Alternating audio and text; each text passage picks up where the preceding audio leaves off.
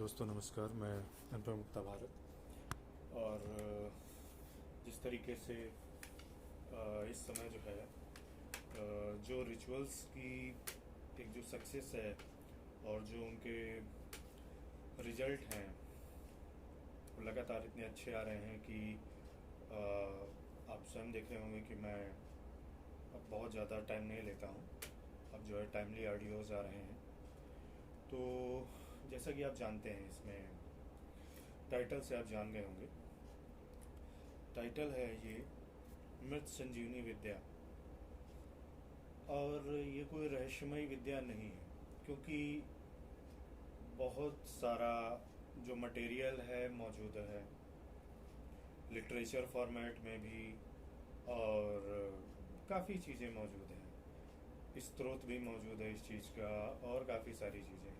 मैं उन चीज़ों पर नहीं जा रहा हूँ कि कौन इफ़ेक्टिव है कौन नहीं है, कौन सा मंत्र सही है, कौन सा स्रोत सही है, कौन सा राइटर वाला स्रोत सही है, मतलब ये इस लेखक वाला स्रोत सही है कि उस लेखक वाला सही है, या जो अलग अलग ग्रंथों में मिलते हैं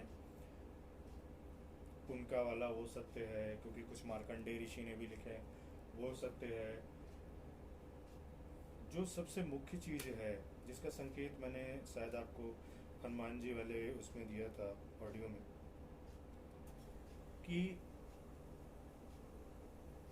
जितनी भी चीज़ें हैं हमारे हिंदू धर्म के हिसाब से, हिंदू मैथोलॉजी के हिसाब से जो चीज़ें हैं वो ऐसा नहीं कि एग्जिस्ट नहीं करती हैं। ऐसा नहीं है कि भगवान शिव एग्जिस्ट नहीं करते हैं, कि और कोई देवता नहीं एग्जिस्ट करते हैं, विष्णु जी एग्जिस्ट नहीं करते हैं, या अवतार नहीं एग्जिस्ट करते हैं, या गौतम बुद्ध नहीं थे, या और भी इतने मतलब एक से अच्छे मतलब साधु संत हुए, ऋषि हुए, सप्त ऋषि हुए हैं, 18 सिद्ध हुए हैं।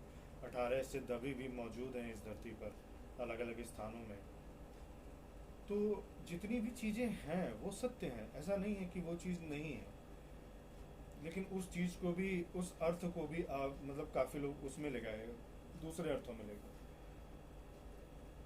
जो चीज़ें मौजूद हैं, ये युग ऐसा है या युग का ये कालखंड ऐसा है कि वो जो चीज़ें हैं जितनी इफ़ेक्टिव थी आज से 1000 वर्ष पहले, 3000 वर्ष पहले, 5000 वर्ष पहले, 8000 वर्ष पहले, जो एक युग के हिसाब से जो चीज़ जितनी सक्रिय थी, इफ़ेक्टिव थी, वो आज उतनी नहीं है। और यही वजह है कि लोगों का जो एक ईश्वर के साथ जो एक संबंध है, एक जो रिश्ता है, चाहे वो ईश्वर आपके अंदर वाला ईश्वर हो, चाहे वो ईश्वर आपके वो जो मतलब जो आप आसमान ताकते हैं वो वाला ईश्वर हो, कि आसमान में शिव जी हैं, आसमान में विष्णु जी हैं, आसमान से ये अवतार आ रहा है, खैर वो जो भी है आपका।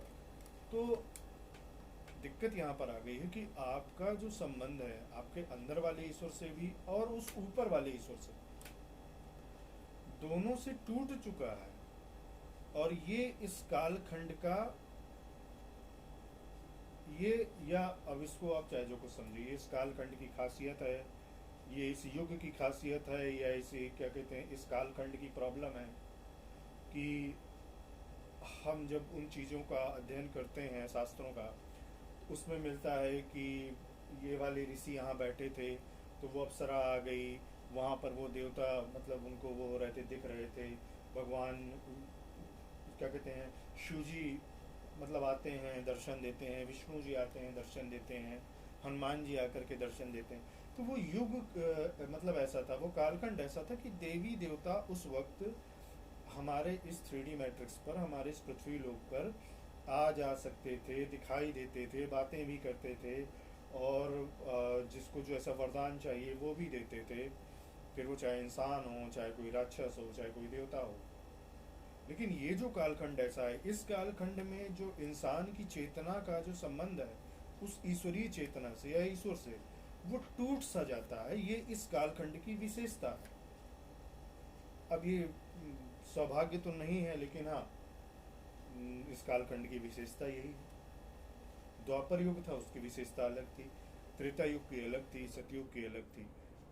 तो अब जो चीज़ है कि अब हमें उन चीज़ों से लाभ लेना है, वो चीज़ें मौजूद हैं लेकिन उनमें उतनी सक्रियता नहीं रह गई है। उनमें ऊर्जा तो है लेकिन वो ऊर्जा इस युग में जो उसका काम था या जिस हिसाब से उसको हम अपने काम में ला सकते थे, वो ऊर्जा उतनी सक्रिय नहीं है या उतनी सक्रियता से अपना योगदान न तो दे पा रही है, और दूसरा इंसान इतना सक्षम नहीं बचा इस कालखंड में कि उनसे वो चीज़ ले पाए। मतलब देने वाला देना चाह रहा है लेकिन इस कालखंड में वो संपूर्णता के साथ दे नहीं पा रहा है। ज्ञान है, ऊर्जा है, शक्ति है, वरदान है या कुछ भी है। और जो लेने वाला इंसान है तो वो भी इस कालखंड की ये विशेषता है कि वो उस चीज से वो चीज ले नहीं पा रहा है 100%। कुछ न कुछ छूट रहा है, टूट रहा है, क्या कहते हैं, कुछ न कुछ जो है न्यूनता रह जाती है, कुछ न कुछ प्रॉब्लम रह जाती है। क्योंकि बहुत सारी ऐसी चीजें, क्यों ऐसा है कि 1.25 लाख होने के बावजूद भी मंत्र नहीं सिद्ध हो रहा है, 3 लाख होने के बावजूद भी नहीं मंत्र सिद्ध हुआ, 5 लाख मंत्र होने के बाद भी सिद्ध नहीं हुआ, और हो गया तो थोड़े दिन सक्रिय रहा, फिर किसी ने ब्लॉकेज लगा दिया, तो किसी ने छीन लिया, तो किसी ने कुछ कर दिया। ऐसा क्यों है? इस चीज को समझना होगा। और इस चीज को सिर्फ समझना ही नहीं है, आपको आपकी प्रॉब्लम का सॉल्यूशन भी चाहिए। और दूसरी एक समस्या ये रही है मानव जाति के साथ कि जितनी भी उसको लगता है कि ये समस्या इतनी ज़्यादा हो गई है, तो इसके लिए जो हमें इनपुट करना पड़ेगा, जो हमें अपनी ओर से जोर डालना होगा, प्रयास लगाना होगा, वो भी बहुत विशालकाय करना होगा। पर होता इसके जस्ट विपरीत है। समस्या कितनी भी बड़ी क्यों ना हो, उसका एक छोटा सा सॉल्यूशन हमेशा से आपके बीच मौजूद रहता है। लेकिन आपके साथ दिक्कत यही है, या जो आपको ट्रेनिंग दी गई है, या जो आपको क्या कहते हैं, जो संस्कार दिए गए, जो शिक्षा दी गई, उसमें यही सिखाया गया है कि अगर समस्या इतनी लंबी चौड़ी है तो सॉल्यूशन भी उतना ही लंबा और चौड़ा ही ढूंढना पड़ेगा। ये कोई सिखाने वाला नहीं था इस कालखंड में आपको कि समस्या चाहे कितनी भी बड़ी क्यों ना हो, सॉल्यूशन छोटा सा और आपके बीच में ही मौजूद है। ये इस कालखंड की सबसे अच्छी बात है, इस युग की सबसे अच्छी बात है कि बड़ी से बड़ी समस्या का हल भी बहुत छोटा सा होता है और आपके आसपास ही मौजूद रहता है। लेकिन आपको समझना चाहिए, आपको वो चीज़ समझ में आना चाहिए, आपके अंदर वो चेतना होना चाहिए, आप उतने चैतन्य होने चाहिए कि उस चीज़ को, उस बात को, उस पॉइंट को आप ध्यान दे जाएं, आप उस चीज़ को पकड़ लें। चाहे वो ज्ञान मिल रहा हो, चाहे वो शक्ति मिल रही हो, चाहे कोई भी ऐसा क्या कहते हैं, किसी से डायरेक्शन मिल रहा हो, मार्गदर्शन मिल रहा हो, किसी से सहायता मिल रही हो। आपने हमेशा से क्या किया है, आपको जो चीज़ लगी कि आपकी समस्या बहुत ही ज़्यादा जो है विस्तार वाली है, बहुत ही ज़्यादा क्या कहते हैं, व्यापक है, आपकी समस्या बहुत ही ज़्यादा वर्ल्ड वाइड है, पूरे संसार में कोई सॉल्यूशन नहीं दे पा रहा है उसका, लेकिन यकीन मानिए उसका सॉल्यूशन बहुत ही छोटा सा है और आपके आसपास ही मौजूद है। लेकिन जब आप अपने मस्तिष्क में ही उस चीज़ को मान बैठे हैं कि सॉल्यूशन भी बहुत लंबा चौड़ा होना चाहिए, तो फिर वो उसी रूप में मैनिफेस्ट होगा जिस रूप में आपका मन सोच रहा है।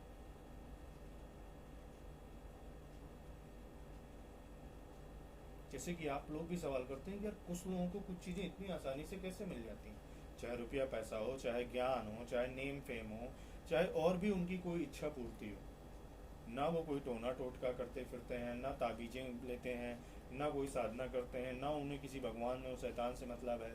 क्यों ऐसा हो रहा है? क्यों? क्योंकि उनका अंतर्मन में, या उनका अंतर्मन या तो मतलब वो क्या कहते हैं, ईश्वर की मतलब उनके ऊपर ऐसी वो है, या फिर उनका अंतर्मन ही बात जानता है कि समस्या कितनी भी बड़ी हो, सॉल्यूशन बहुत छोटा सा होगा और मेरे आसपास ही मौजूद है। और वो सॉल्यूशन ढूंढते हुए निकल जाते हैं और एक एक स्टेप आगे बढ़ते हुए चले जाते हैं।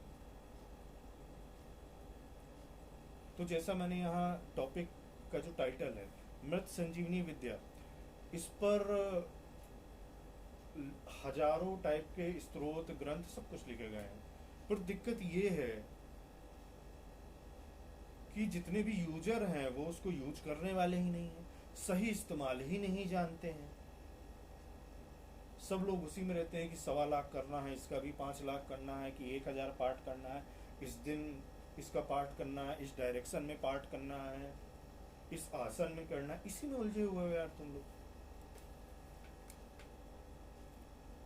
तो ये एक सोचने वाली चीज़ है, ये एक आपको अपने क्या कहते हैं, दिमागी चेतना को थोड़ा सा और विकसित करना पड़ेगा। जिस तरीके से ये समय आगे गतिशील हो रहा है, आप इस आप ये कोई शिकायत से या इस चीज़ से आप वो नहीं हो सकते कि नहीं मैं इतना ही सोच सकता हूँ, मैं इतना इंटेलिजेंट हूँ, मेरे पास बस इतनी ही शिक्षा है, ऐसा कुछ नहीं। आपके दिमाग की क्षमता आपको बढ़ानी ही पड़ेगी सोचने समझने की, क्योंकि आपकी समस्या का सॉल्यूशन आपके पास ही मौजूद है। कई बार वो सॉल्यूशन आपका दरवाज़ा भी खटखटाता है, कई बार खटखटाता है वो सॉल्यूशन, कई बार आपको समझाता भी है, कई बार वो सॉल्यूशन स्वप्न के माध्यम से भी आपको बताता है। लेकिन आपने अपने दिल दिमाग के दरवाजे खिड़कियां सब बंद कर रखे हैं, और आपको लगता है कि ये इतनी विशालकाय मेरी समस्या है, इसका सॉल्यूशन भी कोई बहुत ही विशालकाय किसी दूसरे संसार से आएगा।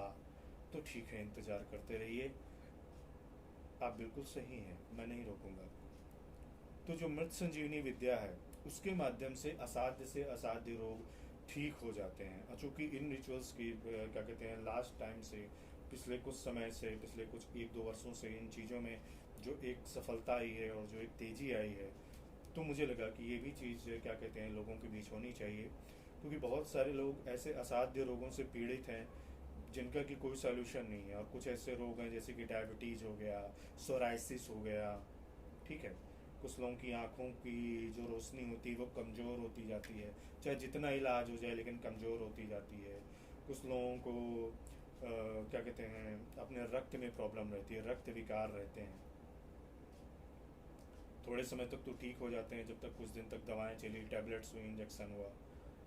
लेकिन जो किसी चीज़ का एक सॉल्यूशन होना चाहिए कि जड़ से ख़त्म होना चाहिए, वो मेडिकल साइंस दे पाने में नाकामयाब रहा है। और ये सब हम सभी लोग जानते हैं। चाहे ऑलरेडी से कोई प्रॉब्लम मौजूद हो, कोई रोग मौजूद हो, या कोई नया वायरस आ जाए जो कि हर 2-4-6 महीने में कुछ न कुछ आता रहता है।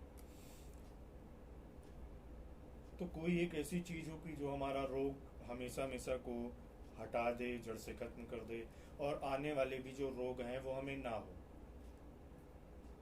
क्योंकि भारतीय शास्त्रों में जिन 7 सुखों की व्याख्या की गई है, उनमें से एक सुख होता है स्वस्थ शरीर।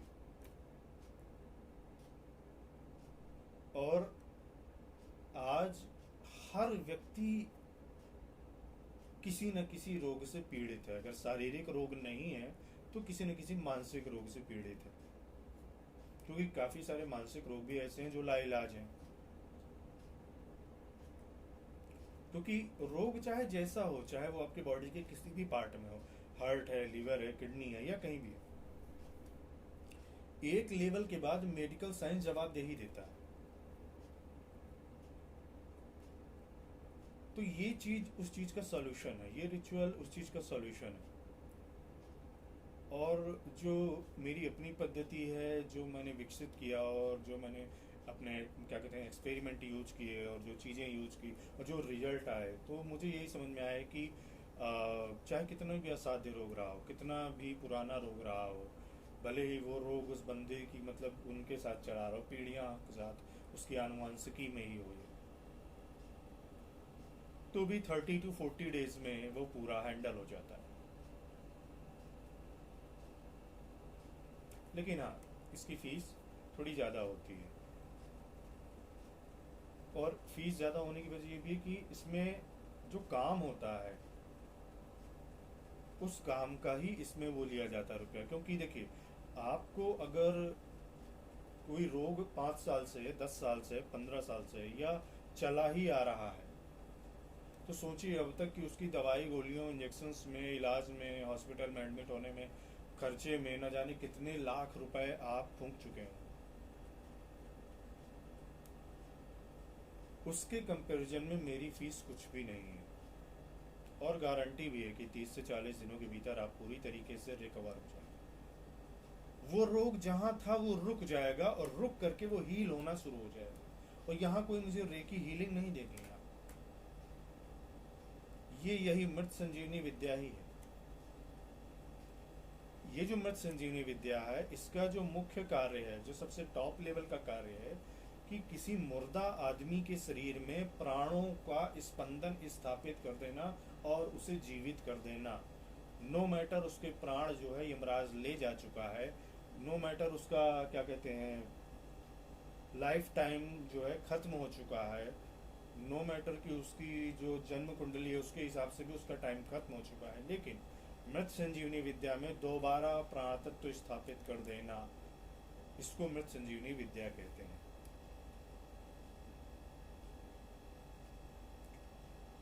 तो खैर मैं ये तो मैं क्या कहते हूँ एग्जाम्पल था इस चीज़ का, और ये जो विद्या है ये कार्य करने में भी सक्षम है। लेकिन मैं अगर इस रिचुअल के माध्यम से अगर आप कोई चीज़ समझाऊँ, तो मैं यहाँ किसी मुर्दे आदमी को जिंदा नहीं करने वाला हूँ, इस चीज़ का ध्यान रखिए, ठीक है।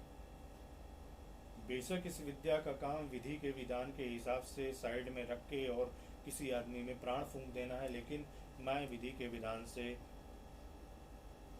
जो कुछ विधि के विधान में है मैं उसी के हिसाब से इस कार्य को संपन्न जो है होने दूंगा, मैं नहीं रोकूंगा। दूसरी चीज, जितने भी क्या कहते हैं लास्ट स्टेज वाले केसेस हैं, last stage cancer, last stage, वो मैं डील नहीं करता हूँ। लेकिन अगर फिर भी काफ़ी सारे केस ऐसे होते हैं जो लास्ट स्टेज में भी रिकवर हो सकते हैं, क्योंकि काफ़ी केस डैमेज तो होते हैं, लेकिन डैमेज होने के बाद भी रिकवरी के चांसेस होते हैं, केवल वही केस में ले सकता हूँ। लेकिन बाकी जितने भी आपके रोग हैं, चाहे डायबिटीज़ कितनी भी सेवियर हो, चाहे और कोई भी चीज़ कितनी भी सेवियर हो,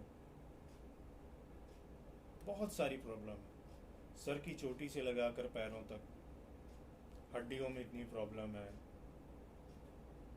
रक्त में इतनी प्रॉब्लम है, बॉडी के ऑर्गन्स में इतनी प्रॉब्लम है, फेल हो रहे हैं, डायलिसिस में जा रहे हैं। तो देखिए, अगर मृत्यु निश्चित होगी तो मैं साफ साफ बता दूंगा कि मैं नहीं बचा सकता, बट अगर चांसेस रिकवरी के ज़्यादा हैं, तो फिर अगर उसकी मौत भी आने वाली है और उसके सही टाइम पर आप मेरे पास आ गए हैं, तो उसको वापस जीवन मिल सकता है इस मृत संजीवनी विद्या के माध्यम से। और 30 से 40 दिन के भीतर भीतर उस चीज़ की पूरी रिकवरी हो जाती है,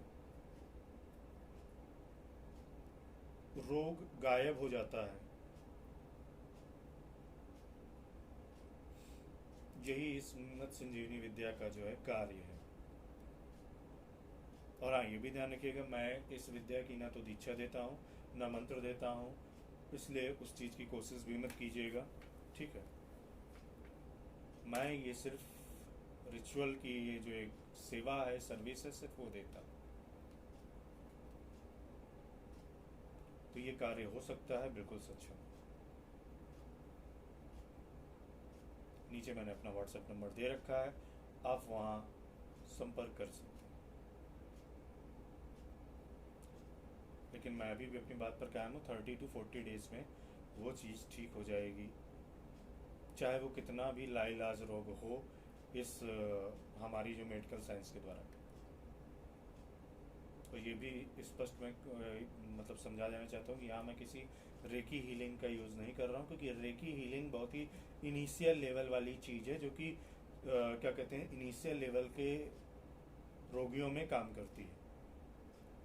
बाकी अगर कोई ये चीज़ वो करता है कि नहीं, रेकी हीलिंग से मैंने किसी की जान बचा दी, रेकी हीलिंग से किसी के अंदर प्राण फूंक दिए, तो भाई ठीक है, आप उसके पास जा सकते हैं। बट मेरा जो अनुभव है वो ये है कि रेकी हीलिंग की एक लिमिटेशन होती है,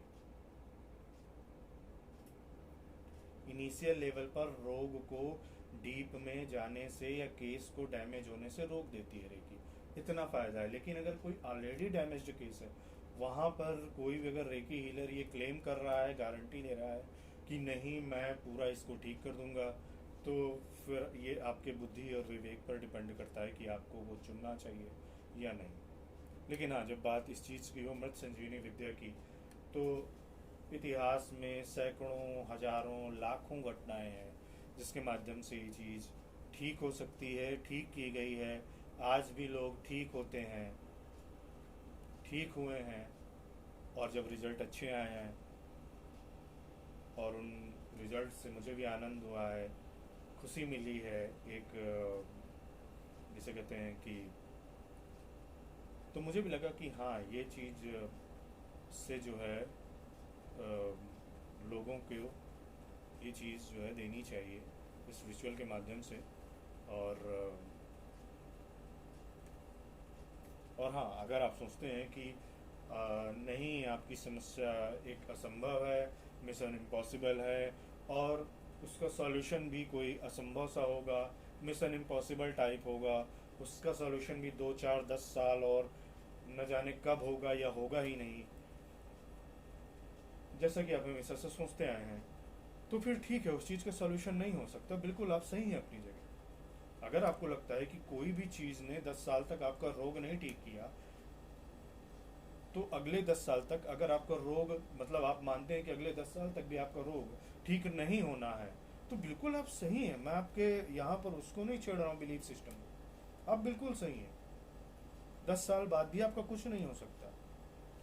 10 साल क्या, 10,000 साल बाद भी आपकी समस्या का सॉल्यूशन नहीं मिल सकता, क्योंकि आपको लगता है कि आपकी समस्या 10,000 वर्षों से चली आ रही है, तो उसका सॉल्यूशन भी 10,000 वर्ष चल कर के ही मिलेगा, और उसमें भी कोई गारंटी नहीं है मिलेगा या नहीं।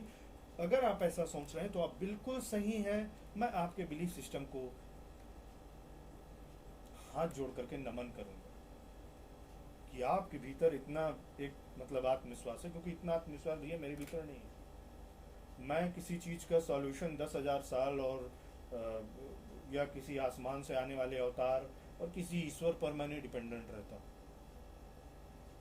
लेकिन अगर आपको हर समस्या का सॉल्यूशन लगता है कि किसी भी समस्या का सॉल्यूशन 10,000 साल बाद ही हो सकता है, तो आप बिल्कुल सही हैं और बिल्कुल सही जा रहे हैं। और मेरी आवश्यकता तो आपको बिल्कुल भी नहीं है, होनी भी नहीं चाहिए। नमस्कार।